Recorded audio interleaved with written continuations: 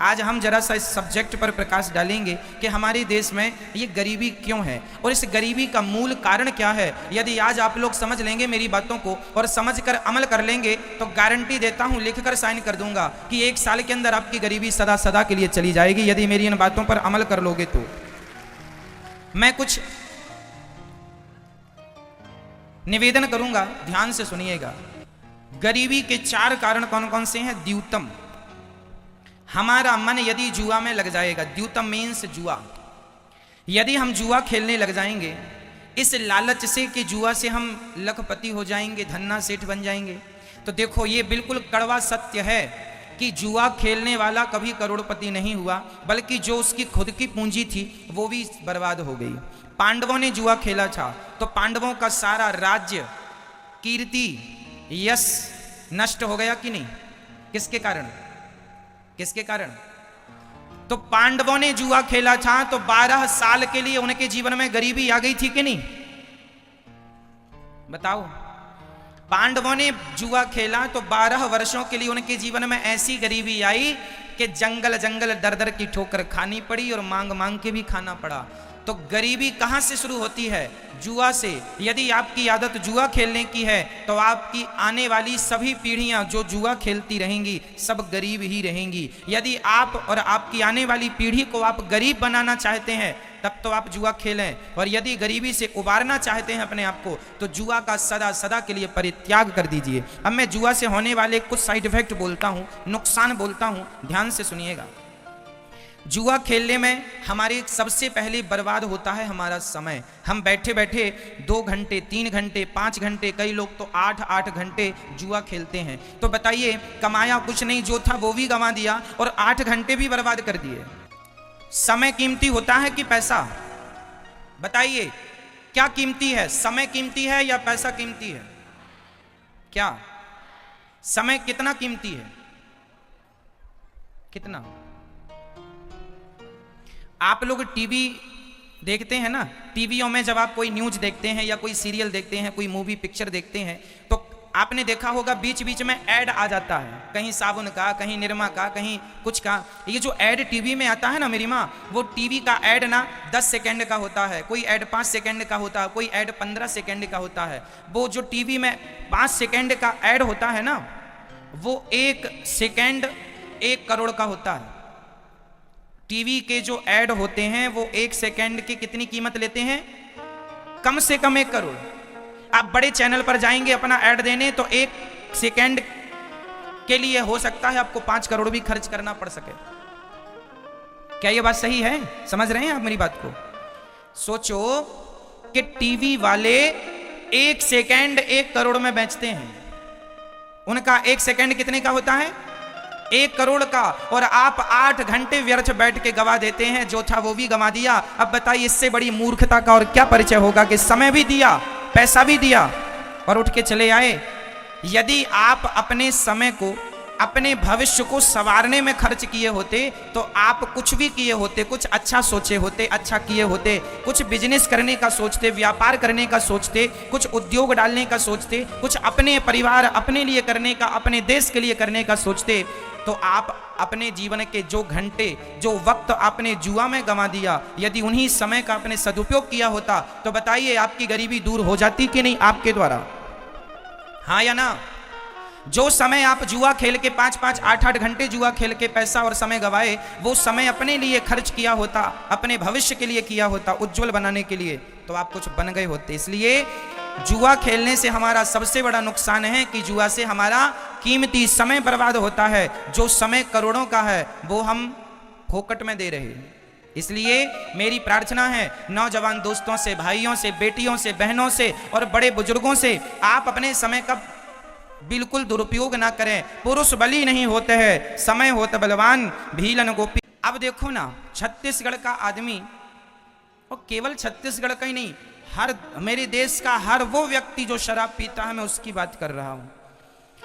आप दिन भर में 500 रुपए कमाते हैं, माना कि 1000 रुपए कमाते होंगे, और 1000 रुपए में आपने 200-250 की यदि आपने शराब पी ली, 500 रुपए में से आपने 250 की शराब पी ली तो बचे 250।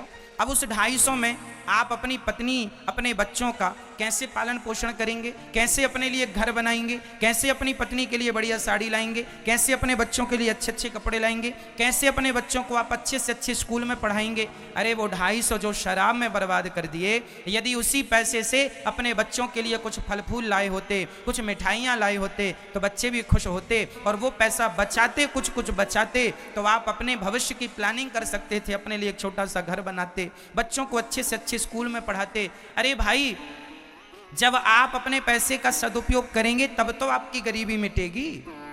आप पैसे बिगाड़ते जाएंगे तो गरीबी मिटेगी कैसे?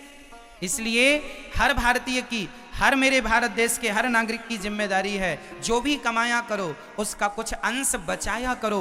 पैसे, हमारे यहाँ कहावत है, विद्या कंठ की और रुपया गंठ का, ये दोनों काम देते हैं। हमने बहुत सारी बातें लिख के रखी हैं, तो लिख के रखी हैं वो हमारे काम की नहीं है। जो हमें याद है, हमारे कंठ पर हैं, वो हमारे काम की हैं। और जो पैसा हमारे घर में रखा है वो हमारे काम का नहीं है। जो वर्तमान में हमारे पास उपलब्ध है वो हमारे काम का है। कहने का तात्पर्य यह है कि कल को फिर से यदि लॉकडाउन लग गया और आपके पास पैसे नहीं हुए तो किसके सामने हाथ फैलाने जाओगे? इसलिए बुरे वक्त कब, बुरा वक्त कब आ जाए कह के नहीं आता। इसलिए भगवान करें बुरा वक्त कभी ना आए, पर आ जाए तो हमें उसके लिए 2 पैसे बचाना इसलिए चाहिए कि कल के समय पर पता नहीं कौन सा वक्त आ जाए, इसलिए कल के लिए 2 पैसे हमारे पास बचत के हों। और ये तब बचत होगी जब आप अपने खर्चों को कंट्रोल करेंगे, गलत खर्चे बंद करेंगे और सही जगह धन का उपयोग करेंगे। इसलिए आप शराब पिएंगे तो देखो, शराब पी के तो आप पड़े हैं गंदी नाली में,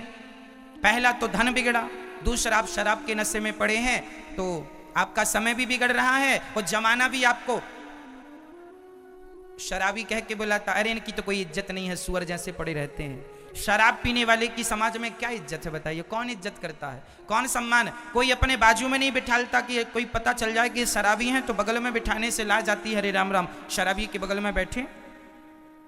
इसलिए कुत्तों की मौत ना मरो।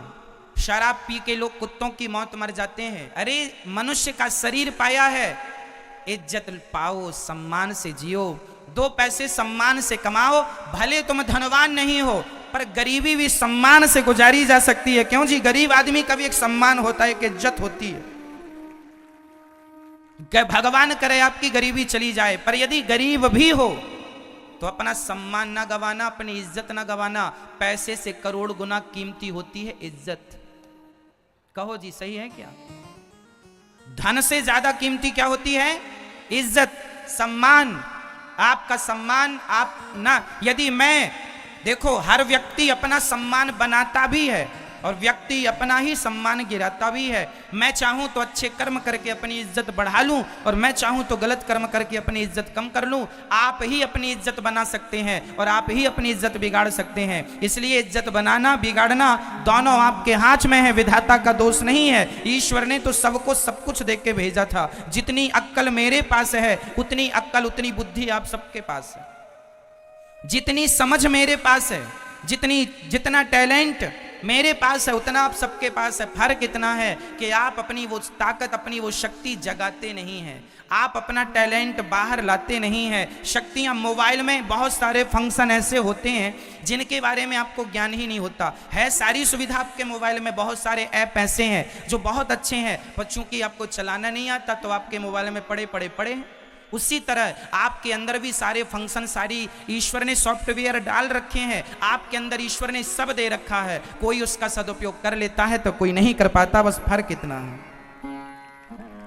इसलिए शराब पीकर अपना विनाश ना करो। शराब पीने से भगवान श्री कृष्ण के 56 करोड़ यदुवंशी आपस में लड़के मर गए थे केवल शराब के कारण। भगवान का वंश भी शराब पी के यदि आपस में लड़ गया तो ये याद रखना, भगवान कहते हैं कि मैं भगवान हूं, मेरा वंश, मेरा परिवार, मेरा परिकर यदि शराब पीता है तो उसका ये परिणाम होता है, तुम पियोगे तो तुम्हारा क्या होगा। इसलिए सुधर जाओ, शराब पी के अपना नाश ना करो, नहीं तो इतिहास साक्षी है, रहा ना को कुल रोवनिहारा।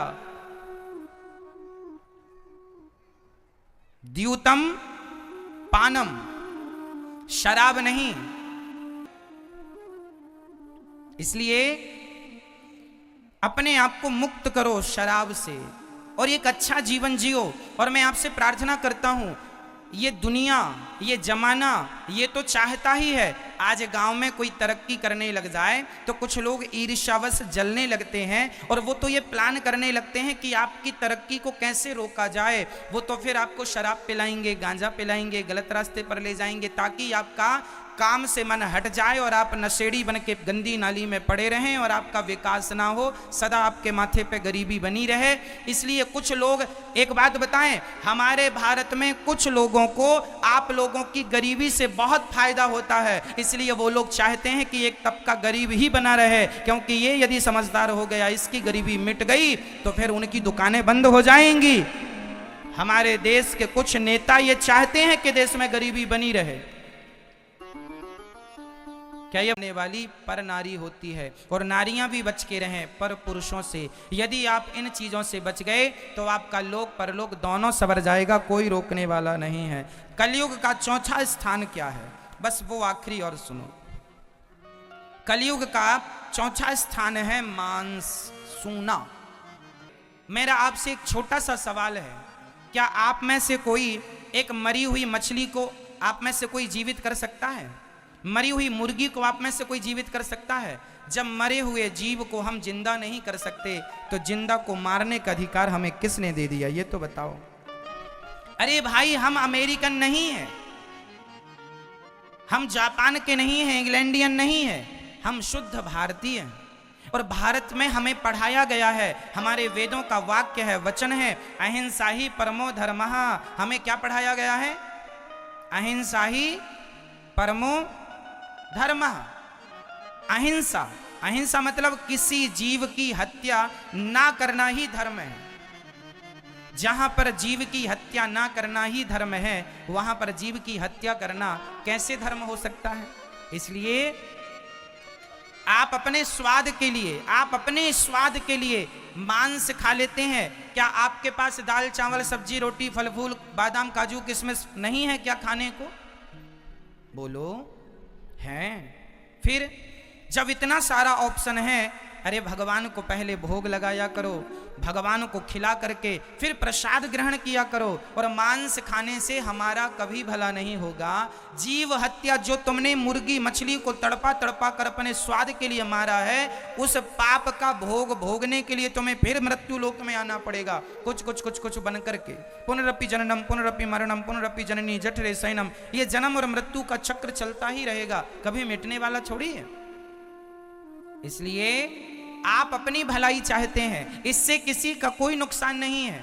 आप मांस खाते हैं, मेरा कोई नुकसान नहीं है, परंतु इंसानियत के नाते आप भारतीय हैं और मैं भी भारतीय हूं। इस रिश्ते से मैं आपका पतन होते नहीं देख सकता। मैं ये चाहूंगा कि आप लोग भी अपनी सदगति कर लें। आप लोग भी, ये मनुष्य का शरीर बार बार नहीं मिलता मेरी माँ। 84 लाख योनियों में सर्वश्रेष्ठ योनि मनुष्य की है। बड़े भाग्य मानुष तन पावा, सुर दुर्लभ सदग्रंथ निगावा। फिरत सदा माया कर प्रेरा, काल कर्म स्वभाव गुण घेरा। कवहूं की नर करुणा कर देही, देता ईस बिनु हेतु सनेही। पता नहीं कौन सी कृपा करके परमात्मा ने हमें मनुष्य का शरीर दिया है। ये मनुष्य का शरीर पाए हैं तो हमें इन आंखों से भगवान का दर्शन करना चाहिए, इस जिह्वा से भगवान का नाम गाना चाहिए, इन कानों से भगवान की कथा सुनना चाहिए और अपनी वाणी से सदा भगवान का नाम खाना है तो भगवान को भोग लगा के वो खाओ जो खाने लायक है। एक सज्जन ने हमसे कहा कि महाराज जी, अन्न भी तो जीव है,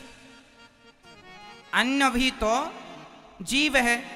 चाहे मुर्गी को खाओ या गेहूं को खाओ, चावल को खाओ, भाई चावल में भी तो जीव होता है, गेहूं में भी तो जीव होता है और मुर्गी और मछली में भी जीव होता है। एक सज्जन ने हमसे ऐसा टेढ़ा सवाल किया कि बताइए, चावल खाओ, गेहूं खाओ या फिर मछली खाओ या मुर्गी खाओ, बात तो एक ही है। हमने कहा भाई साहब, एक सी बात कैसे हो सकती है? तो बोला समझाओ। हमने कहा सुनो, जो दाल चावल गेहूं इत्यादि है ना, ये ईश्वर ने हमारे खाने के लिए ही बनाया है।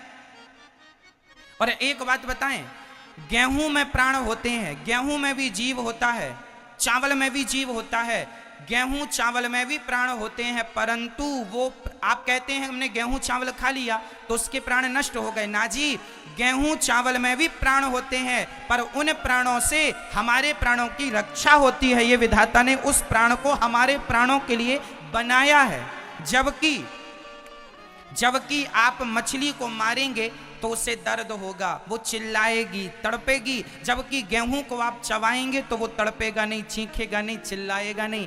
आप मुर्गी को मारेंगे तो तड़पेगी, चीखेगी, चिल्लाएगी। जबकि चावल को आप खाएंगे तो चीखेगा नहीं, चिल्लाएगा नहीं। कहने का अर्थ ये है, संस्कार के बिना जीवन बेकार है, अधूरा है।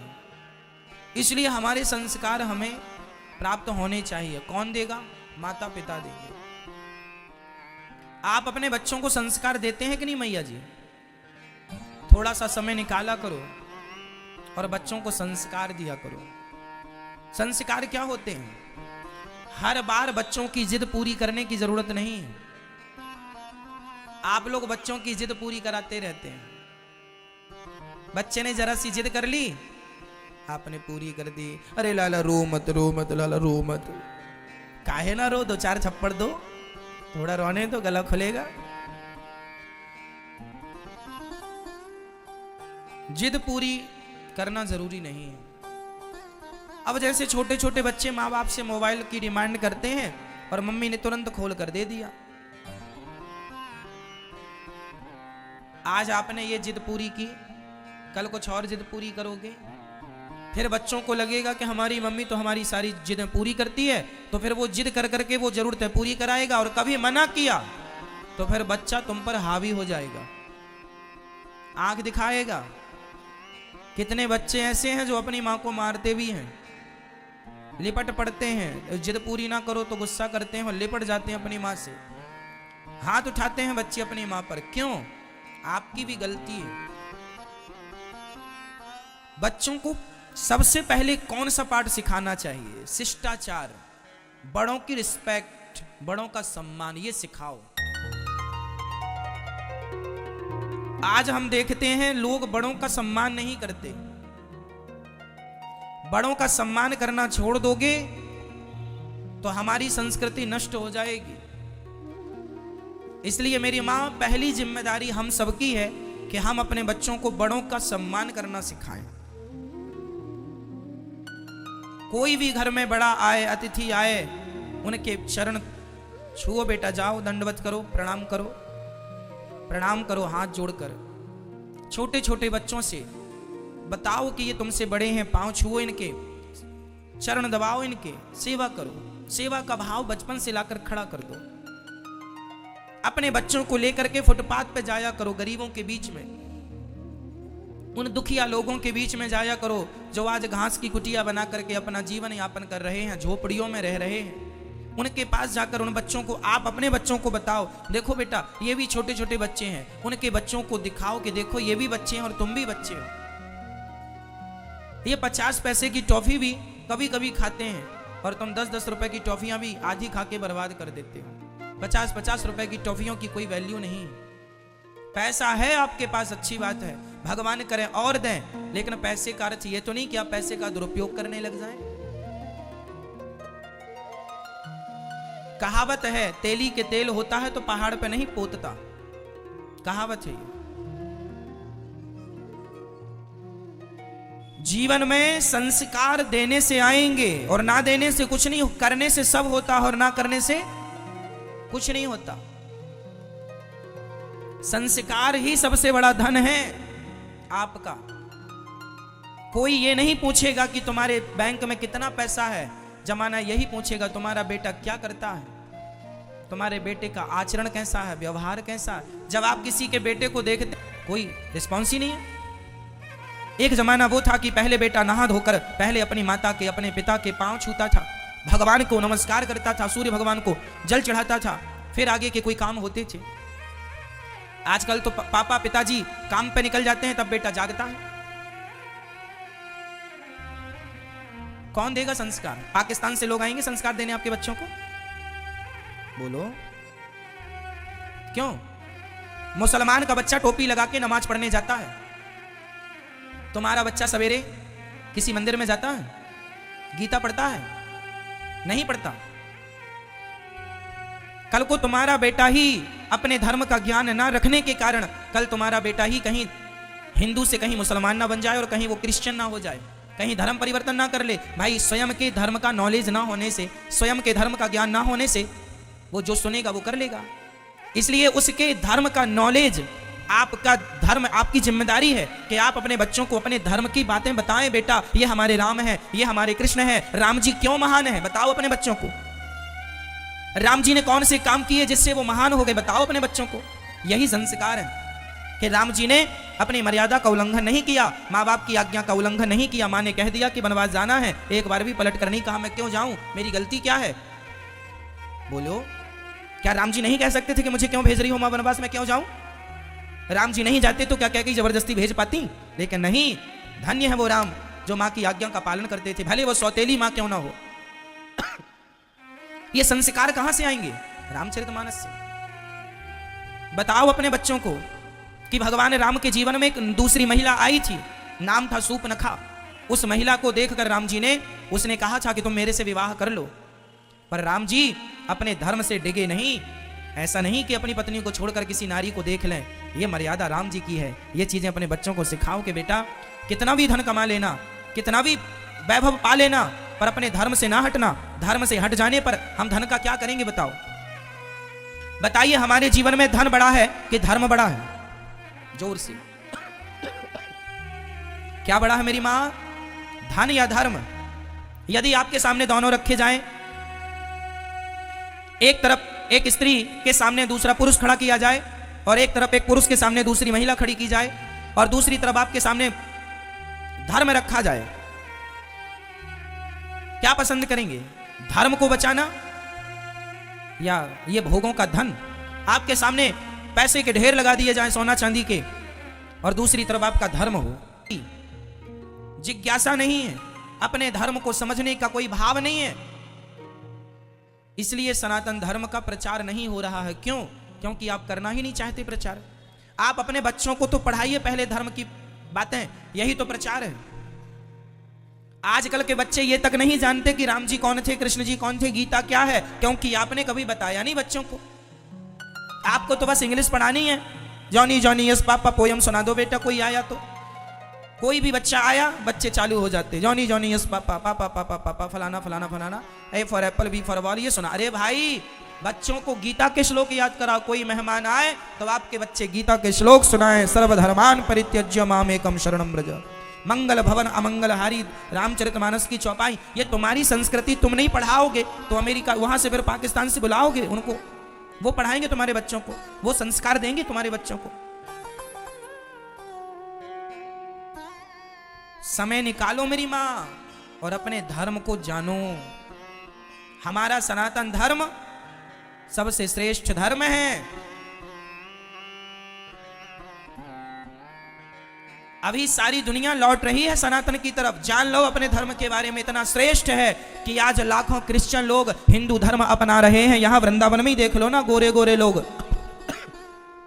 आप में से कितने लोगों ने वृंदावन में अंग्रेजों को देखा है माला जपते हुए, परिक्रमा लगाते हुए, तुलसी की माला पहने? ये कौन लोग? ये क्रिश्चियन लोग हैं। ये इंग्लैंड, अमेरिका, ना जाने किस किस देश से यहां आते हैं और भगवान का चिंतन कर रहे हैं। ये वहां के लोग, और ये भारत के लोग ये समझ नहीं रहे हैं। वो विदेशी महिलाएं इतनी बढ़िया साड़ी पहनने लगी हैं, पर ये हमारे भारत की माताएं अभी फटे कपड़े पहने घूम रही हैं। वो तुम्हारी संस्कृति फॉलो कर रहे हैं, वो तुम्हारी नकल कर रहे हैं और तुम उनकी नकल करने में लगे हो जो कि ऑलरेडी तुम्हारी नकल करना चाह रहे हैं। हाँ या ना? आप अपनी आंखों से यहां अंग्रेजों को देख लेना, माला जपते हैं, तुलसी की माला धारण करते हैं। अभी कोई मुसलमान भाई बड़े पद पर थे और उन्होंने अपना मुसलमान धर्म छोड़ के हिंदू धर्म अपना लिया। मिस्टर त्यागी उनका नाम है वर्तमान में, क्या? वसीम रिजवी। वो मुसलमान थे, हिंदू धर्म अपना लिया उन्होंने। वो अभी हैं, टीवी पर डिबेट इत्यादि आप सुन सकते हैं उनकी। वो मुसलमान थे, हाँ या ना? हिंदू धर्म अपना लिए कि नहीं?